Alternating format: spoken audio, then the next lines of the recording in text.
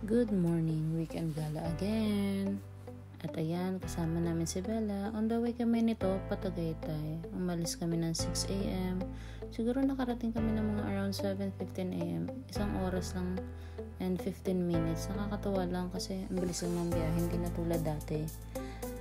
Inaabot ka na ilang oras. Ito na nga, RSM La Terraza. Nakita lang namin to sa TikTok. Kaso, dahil sobrang aga pa, 7 a.m. pa lang, breakfast lang daw muna yung sinaserve nila. Yung buffet nila is mag-start pa ng 9 a.m. Sayang kasi gusto ko pa naman sana ng bulalo. And then ayan, ginaid na kami ni ate papunta sa table namin. Pagpasok pa lang, ma-amaze ka na kasi ang ganda ng view. Kita mo na Taglaga yung Taal Volcano. Siyempre pinili namin yung dulong table.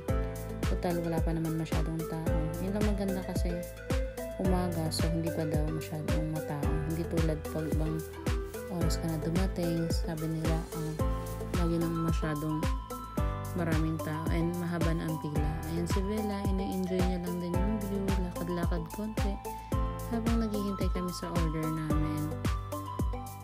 Ayan, nag-enjoy siya. Tapos maya-maya umupo na kami, nagmumosang siya sa katabing table kung ano yung kinakain nila kasi wala pa yung amin. Tapos maya dumating na yung pagkain namin dahil wala namang choice. Tapos silang in-order ko at ni ate at bangus naman na yung kay Jade. Kay Bella is yung egg omelette, hindi ko yata na video ham and egg omelette. And then ayan na nga, masarap naman siya. Medyo pricey na lang. Yung coffee nila is brewed kaso hindi masyadong mainit. Tapos ito pala yung menu nila in case na gusto nyo pumunta dito. Babalik na lang siguro kami dito para matikman yung ibang food nila. Kaso hindi nga lang umaga. Ayun lang guys. Share ko lang.